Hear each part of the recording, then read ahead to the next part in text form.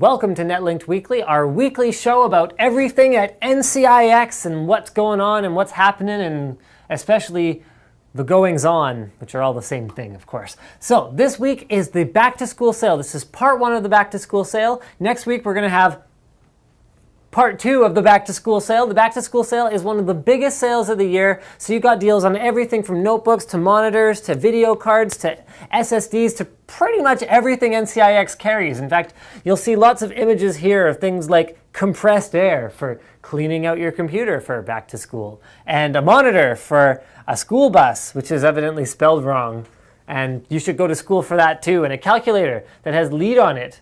This is, of course, Tom's work, and I'm very proud of him that he didn't put boobies on the calculator as opposed to leet, which is, still very clean, but also, gamer humor, right? So you got a ruler. Okay, we don't have rulers. And as usual, there is a picture of me hidden somewhere in this image, and this one's actually pretty tricky. So you can click on the Banner Vault link under the video and check it out. See if you can find the hidden person. You don't get a prize, nothing special. You just get the satisfaction of watching me talk about how you should look at me, and then finding me, and then telling me about how you found me in a picture of me. Which maybe you get satisfaction from that, I don't know. But you'll probably get satisfaction from some of these deals. This one right here is killer. I am personally responsible for this one. I don't know if you guys know this, but I'm also a product manager at NCIX.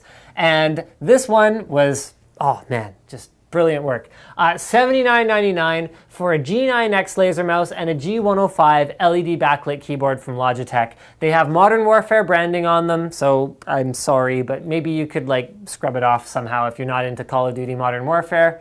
Modern Warfare 3, so at least it's the current Modern Warfare. And I think that is an outstanding deal because that's pretty much the price of a G9X mouse. Next, we've got an Acer Aspire Ultrabook. So this is an $899 Ultrabook. SSDs are coming down so much in price, it's unbelievable. How long ago would a 240 gig SSD have been near $900? Wasn't that long ago. Now you can get a full PC with a Core i5 processor, 4 gigs of RAM, a 240 gig SSD, a 13-inch screen, and a nice slim form factor, which is perfect, again, for that theme, back to school.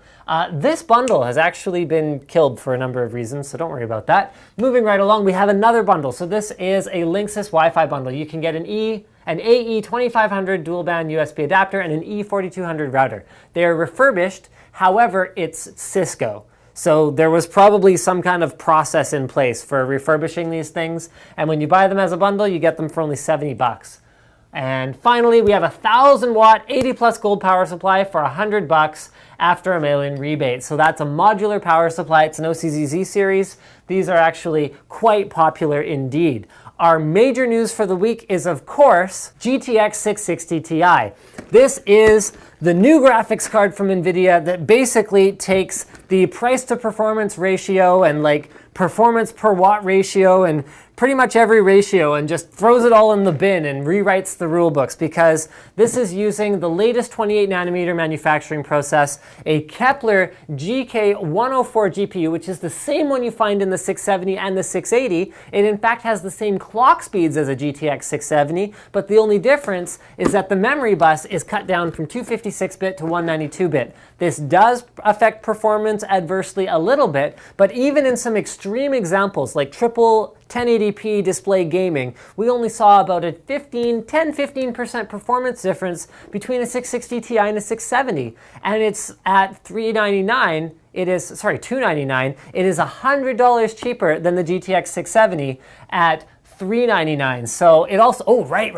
This is really important. It also comes with a free copy of Borderlands 2 while supplies last, and that stands for GTX 660 Ti, 670, and 680. You can get a free copy of Borderlands 2 starting at the same time the GTX 660 Ti launched. So moving right along, we have the Tech Tips Live, but before that, we should do our interview. So today's special interview guest is going to be, remember guys, I'm Linus, the Tech Tips host, and I mentioned before that I'm also a product manager. Today's guest is Linus, the product manager. So, Linus, the product manager, tell us a little bit about what you do at NCIX.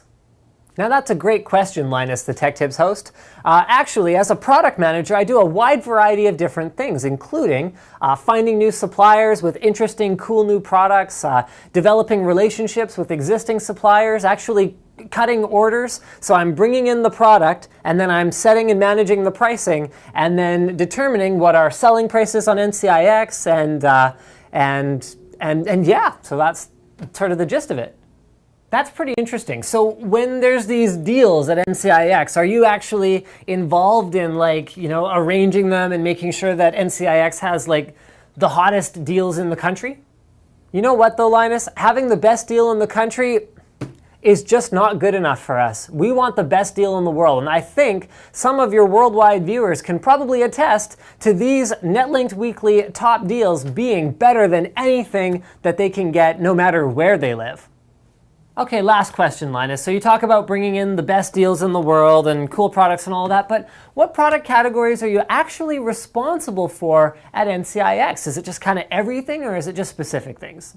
I have managed at some point or another almost everything. So I mean, when I first started, I was managing just water cooling. So I didn't touch anything that wasn't a CPU water block, a GPU water block, a radiator, anything like that. So once I got a lot of practice with water cooling and grew that category at NCIX, I moved on to some of the more core business categories, such as things like video cards, SSDs, memory, networking, cases, power supplies, other cooling products such as fans and heat sinks. I mean, did I say power supplies yet? I don't even know. Motherboards. I've done RAID cards. Pretty much you name it, it goes into PC. NCIX carries it, and I've probably product managed it at some point. These days, I am mostly focused on video cards, SSDs, and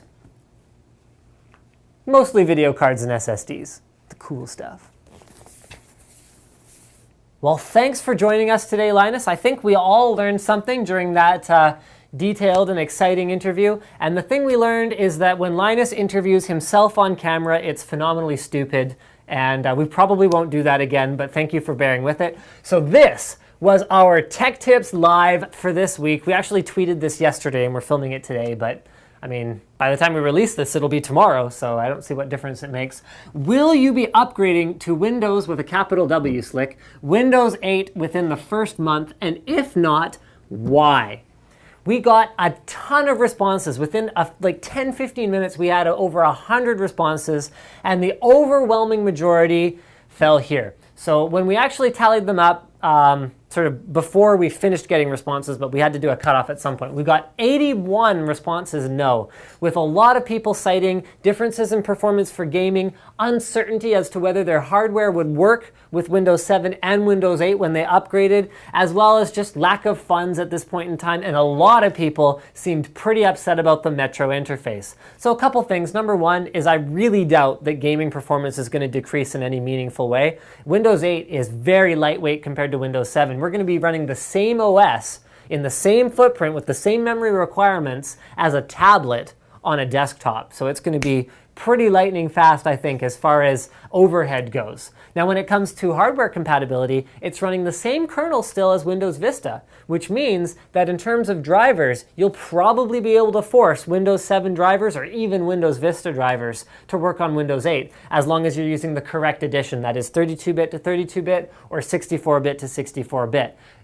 Other than that, most major devices, I mean, things like NVIDIA GeForce graphics cards already have Windows 8 drivers that are completely ready to go. So there you go, 81, and about 15 people said, yes, immediately, I'll be upgrading to Windows 7. Now, there were about 5 people that were in the middle where they said, maybe, sorry, Windows 8. Windows 8, not Windows 7. There were about 5 people in the middle that said, well, I'll upgrade, but not my main desktop. I'm gonna, install it on my notebook or on my tablet. Now, what I'm really excited about when it comes to Windows 8 is gonna be touchscreen enabled notebooks. I've seen some pretty cool stuff coming from the likes of Samsung, where they've taken an Ultrabook, added a little bit more thickness to the screen, and made it so you can use it with a keyboard and mouse, or, if you're just, I just need to scroll, you can also touch the screen and use it that way. That, my friends, is going to be the killer device for Windows 8. I'm not that interested in Windows 8 tablet.